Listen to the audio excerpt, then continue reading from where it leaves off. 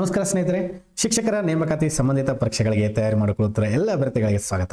ಅದರಲ್ಲಿ ಮುಖ್ಯವಾಗಿ GPSTR, HSTR ಮತ್ತು PSTR ಎಕ್ಸಾಮ್ಗೆ ತಯಾರಿ ಮಾಡಿಕೊಳ್ಳುತ್ತಿರುವ ಅಭ್ಯರ್ಥಿಗಳಿಗೆ ಗುಡ್ ನ್ಯೂಸ್.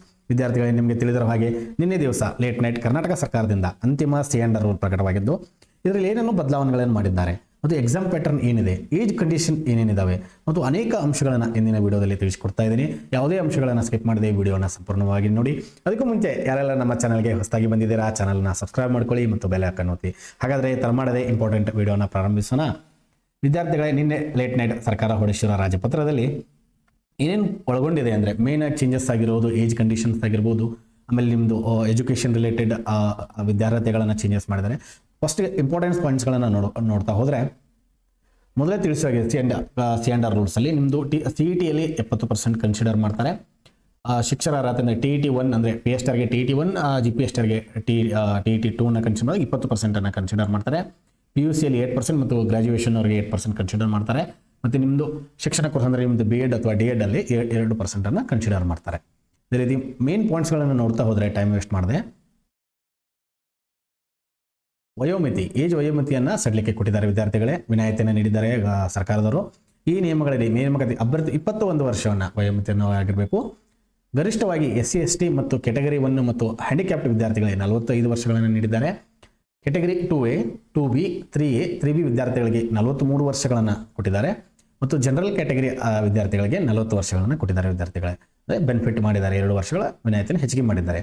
ಅದೇ ರೀತಿ ಮೇನ್ ಸಿಲೆಬಸ್ ಮತ್ತು ವಿದ್ಯಾರ್ಥಿ ನೋಡೋದಾದರೆ, ಪ್ರಾಥಮಿಕ ಶಾಲಾ ಶಿಕ್ಷಕರು ಅಂದರೆ PSTR ಎಕ್ಸಾಮ್ ನೋಡೋದಾದರೆ ವಿದ್ಯಾರ್ಥಿಯನ್ನು ಏನು ಕೇಳಿದ್ದಾರೆ ಅಂದರೆ PUCಯಲ್ಲಿ ಕನಿಷ್ಠ 50% ಅಂಕಗಳು ಮತ್ತು ಎಲಿಮೆಂಟರಿ ಶಿಕ್ಷಣದಲ್ಲಿ 2 ವರ್ಷ ಡಿಪ್ಲೊಮಾ ಅಂದರೆ ನೀವು PUCಯಲ್ಲಿ ಟೋಟಲ್ 50% ಮಾಡಿರಬೇಕು ಮತ್ತು ನೀವು DEd ಪಾಸ್ ಆಗಿರಬೇಕು ವಿದ್ಯಾರ್ಥಿಗಳೇ. ಅದೇ ರೀತಿ ಮತ್ತೇನು ಕೊಟ್ಟಿದ್ದಾರೆ, PUCಯಲ್ಲಿ ಕನಿಷ್ಠ 50 ಅಂಕಗಳು ಮತ್ತು ಎಲಿಮಿನೇಟರಿ ಶಿಕ್ಷಣದಲ್ಲಿ 4 ವರ್ಷಗಳ ಪದವಿಯನ್ನು ಪಡೆದಿರಬೇಕು ಅಂತ ಹೇಳಿದ್ದಾರೆ. ಮತ್ತು ಕರ್ನಾಟಕ ಸರ್ಕಾರ ಅಥವಾ ಭಾರತ ಸರ್ಕಾರ ಅಂದರೆ ಕರ್ನಾಟಕ TET ಆಗಿರ್ಬೋದು, ಸೆಂಟ್ರಲ್ TETಯಲ್ಲಿ ಪೇಪರ್ 1ರಲ್ಲಿ ನೀವು ಉತ್ತೀರ್ಣ ಆಗಿರಬೇಕು ವಿದ್ಯಾರ್ಥಿಗಳೇ. ಇಷ್ಟು ಕಂಡೀಷನ್ ಕೊಟ್ಟಿದ್ದಾರೆ. ಮುಂಚೆ ಹೇಳಿದಾಗೆ ಕನ್ನಡದಲ್ಲಿ 50 ಅಂಕಗಳ ಮೇಲೆ ಪಡೆದಿರಬೇಕು ಮತ್ತು ಇಂಗ್ಲೀಷ್ನಲ್ಲಿ 50 ಅಂಕ ಪಡೆದನ್ನು ಅದನ್ನು ಇಲ್ಲಿ ರಿಮೂವ್ ಮಾಡಿದ್ದಾರೆ ವಿದ್ಯಾರ್ಥಿಗಳೇ. ಅದೇ ರೀತಿ ದೈಹಿಕ ಶಿಕ್ಷಕರದ್ದು ಕೊಟ್ಟಿದ್ದಾರೆ.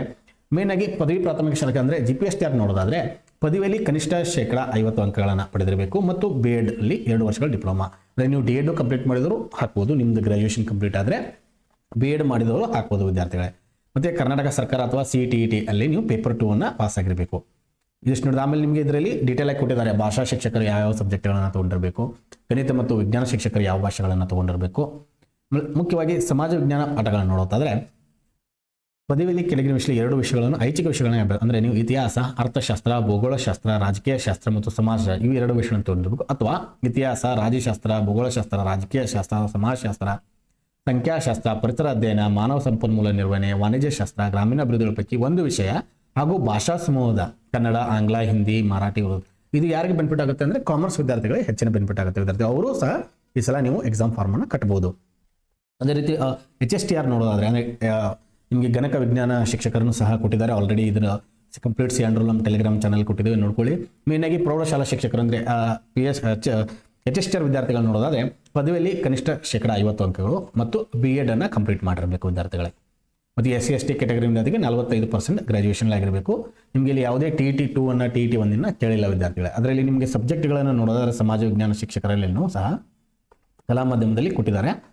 ಕಲಾ ವಿಷಯದಲ್ಲಿ ಪದವಿನ 2 ವಿಷಯಗಳನ್ನು ಐಚ್ಛಿಕ ವಿಷಯಗಳನ್ನಾಗಿ ಅಭ್ಯಾಸ ಮಾಡಿದ್ದು ಅಂದರೆ ಇತಿಹಾಸ, ಅರ್ಥಶಾಸ್ತ್ರ, ರಾಜಕೀಯ ಶಾಸ್ತ್ರ, ಭೂಗೋಳಶಾಸ್ತ್ರ, ಸಮಾಜಶಾಸ್ತ್ರ ಮತ್ತು BEd ಹೊಂದಿರಬೇಕು ವಿದ್ಯಾರ್ಥಿಗಳು. ಇಷ್ಟು ನೀವು ಒಂದು ವಿದ್ಯಾಭ್ಯಾಸ ಕಂಪ್ಲೀಟ್ ಆದರೆ ನೀವು ಎಲಿಜಿಬಲ್ ಆಗ್ತೀರಾ. ಅದೇ ರೀತಿ ಮೇನ್ ಆಗಿ ನಾವು ಎಕ್ಸಾಮ್ ಪ್ಯಾಟರ್ನ್ ನೋಡೋದಾದರೆ ಸಿಕ್ಕಾಪಟ್ಟೆ ಚೇಂಜಸ್ ಮಾಡಿದ್ದಾರೆ ವಿದ್ಯಾರ್ಥಿಗಳೇ. ಮುಂಚೆಗೆ ಡಿಸ್ಕ್ರಿಪ್ಟಿವ್ ಪೇಪರ್ ಇಲ್ಲ. ಮುಂಚೆ ತಿಳಿಸಿರೋಗೆ ಜುಲೈ 14ಕ್ಕೆ ಏನು ಹೊಡಿಸಿದ್ರಲ್ಲ ಕರಡು ನಿಯಮದಲ್ಲಿ, ಆ ಪ್ರಕಾರ ನಿಮಗೆ ಯಾವುದೇ ಚೇಂಜಸ್ಗಳನ್ನು ಬಹಳಷ್ಟು ಚೇಂಜಸ್. ಮೇನ್ ಪೇಪರ್ ನೋಡಿ PSTRಗೆ ಏನು ಕೊಟ್ಟಿದ್ದಾರೆ ಅಂದರೆ ಪೇಪರ್ 1 ಸಾಮಾನ್ಯ ಪತ್ರಿಕೆ ಇರುತ್ತೆ. ಅಂದರೆ ಅಬ್ಜೆಕ್ಟಿವ್ 100 ಮಾರ್ಕ್ಸ್ ಕ್ವಶನ್ಗಳು 100. ಮೇ ಬಿ ಟೈಮಿಂಗ್ ನಿಮಗೆ 90 ಮಿನಿಟ್ಸ್ ಕೊಡ್ಬೋದು ಅಂತ ನಾನು ಗೆಸ್ ಮಾಡ್ತಾ ಇದ್ದೀನಿ. ಇಲ್ಲಿ ಸಬ್ಜೆಕ್ಟ್ಗಳು ಏನೇನಿದಾವೆ ಅಂದರೆ ಸಾಮಾನ್ಯ ಜ್ಞಾನ ಆಗಿರ್ಬೋದು, ಬಾಲ ಮನೋವಿಜ್ಞಾನ ಅಂದರೆ ಸೈಕಾಲಜಿ ಆಗಿರ್ಬೋದು, ಮಾನಸಿಕ ಮೆಂಟಲ್ ಅಬಿಲಿಟಿಯನ್ನು ಕೊಟ್ಟಿದ್ದಾರೆ. ಭಾಷೆಗಳಂದರೆ ಸಾಮಾನ್ಯ ಕನ್ನಡ ಮತ್ತು ಇಂಗ್ಲೀಷನ್ನು ಒಳಗೊಂಡಿರುತ್ತೆ. ಮೌಲ್ಯ ಶಿಕ್ಷಣ, ಆರೋಗ್ಯ ಶಿಕ್ಷಣ ಮತ್ತು ಗಣಕ ಇದರಿಂದ ಕಂಪ್ಯೂಟರ್ ಸಹ ಕೊಟ್ಟಿದ್ದಾರೆ. ನಾವು ಆಲ್ರೆಡಿ ನಮ್ಮ ಹಳೆ ವಿಡಿಯೋಗಳೆಲ್ಲ ತಿಳಿಸಿದ್ದೇವೆ. ಈ ಸಬ್ಜೆಕ್ಟ್ಗಳಿಗೆ ನಿಮಗೆ ಡಿವೈಡ್ ಆಗುತ್ತೆ ಅಂಕಗಳು. ಮೇನ್ಲಿ 10 ರಿಂದ 12 ಒಂದೊಂದು ಸಬ್ಜೆಕ್ಟಿಗೆ ಅಂಕಗಳು ಬರ್ತಾವೆ ವಿದ್ಯಾರ್ಥಿಗಳೇ. ಅದೇ ರೀತಿ ಪತ್ರಿಕೆ 2 ನೋಡೋದಾದರೆ ಇಲ್ಲಿ ಚೇಂಜಸ್ ಮಾಡಿದ್ದಾರೆ. PSTR ಆದವ್ರಿಗೆ ಏನು ಮಾಡಿದ್ದಾರೆ, ಗಣಿತ, ಪರಿಸರ ಅಧ್ಯಯನ, ಸಮಾಜ ವಿಜ್ಞಾನ 100 ಮಾರ್ಕ್ಸ್. ಡಿಸ್ಕ್ರಿಪ್ಟಿವ್ ಇಲ್ಲ, ಈ ಸಲ ವಸ್ತುನಿಷ್ಠ ಅಂದರೆ ಬಹು ಆಯ್ಕೆ ಪ್ರಶ್ನೆಗಳನ್ನು ಕೊಡ್ತಾ ಇದ್ದಾರೆ ವಿದ್ಯಾರ್ಥಿಗಳು. ನಿಮಗೆ ಇಲ್ಲಿ ಮೇ ಬಿ 30 ಅಂಕಗಳನ್ನು ಡಿವೈಡ್ ಮಾಡ್ತಾರೆ 3 ಸಬ್ಜೆಕ್ಟಾಗಿ. ಮೇನ್ ಇಂಪಾರ್ಟೆಂಟ್ GPSTR ವಿದ್ಯಾರ್ಥಿಗಳು ನೋಡೋದಾದರೆ ಸಾಮಾನ್ಯ ಪತ್ರಿಕೆ SCM ಇದೆ, ನಿಮಗೆ ಲೆವೆಲ್ PSTRಕ್ಕಿಂತ ಸ್ವಲ್ಪ ಹೆಚ್ಚಿಗೆ ಆಗುತ್ತೆ ಅಷ್ಟೇ. ಸಾಮಾನ್ಯ ಕನ್ನಡ ಆಗಿರ್ಬೋದು, ಸಾಮಾನ್ಯ ಇಂಗ್ಲಿಷ್, ಸಾಮಾನ್ಯ ಜ್ಞಾನ, ಪ್ರಚಲಿತ ವಿದ್ಯಮಾನಗಳು, ಶೈಕ್ಷಣಿಕ ಮನೋವಿಜ್ಞಾನ ಮತ್ತು ಮಾನವ ಅಭಿವೃದ್ಧಿ, ಮೌಲ್ಯ ಶಿಕ್ಷಣ ಮತ್ತು ಆರೋಗ್ಯ ಶಿಕ್ಷಣ, ಗಣಕಯಂತ್ರದ ಸಾಕ್ಷರತೆ.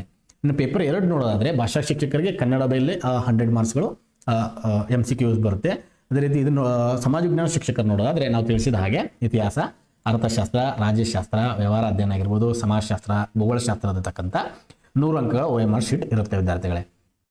ಅದೇ ರೀತಿ ಮತ್ತೆ HSTR ಸಹ ನೋಡೋದಾದ್ರೆ ಸಾಮಾನ್ಯ ಪತ್ರಿಕೆಯಲ್ಲಿ ಸೇಮ್ ಸಾಮಾನ್ಯ ಕನ್ನಡ, ಇಂಗ್ಲಿಷು, ಶೈಕ್ಷಣಿಕ ಮನೋಜ್ಞಾನ, ಮಾನಸಿಕ ಸಾಮರ್ಥ್ಯ, ಗಣಕಯಂತ್ರ ಮೂಲಕ ಶಿಕ್ಷಣ ಇದೆ.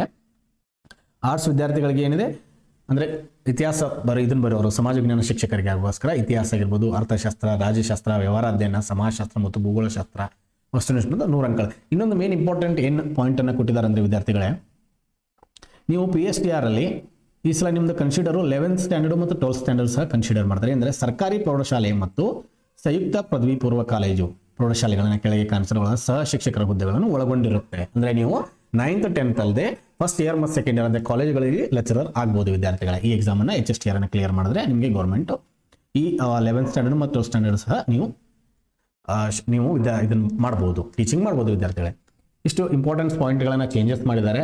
ನೀವೇನು ಯಾವ ಥರ ಓದಬೇಕು ವಿದ್ಯಾರ್ಥಿಗಳು? ನಾವು ಆಲ್ರೆಡಿ ನಮ್ಮ ಸೆಷನ್ಗಳಲ್ಲಿ ನಿಮಗೆ ಏನು ಕೊಡ್ತಾ ಇದ್ದೇವೆ, ಪೇಪರ್ 2 ಸಮಾಜ ವಿಜ್ಞಾನ ತಕ್ಕಂತೆ 100 MCQಗಳನ್ನು ಪೇಪರ್ ಏನಿದೆ ಅದರ ತಕ್ಕಂಥ ಇಂಪಾರ್ಟೆಂಟ್ 6ರಿಂದ 10ನೇ ತರಗತಿಯಿಂದ ಸಬ್ಜೆಕ್ಟ್ ವೈಸ್ ಅಂದರೆ ಟಾಪಿಕ್ ವೈಸ್ ಆಗಿ ಒಂದೊಂದು ಟಾಪಿಕ್ ವಿಷಯದ ಜ್ಞಾನವನ್ನು ನಿಮಗೆ ಸಂಪೂರ್ಣವಾಗಿ ಕೊಡ್ತಾ ಇದ್ದೇವೆ.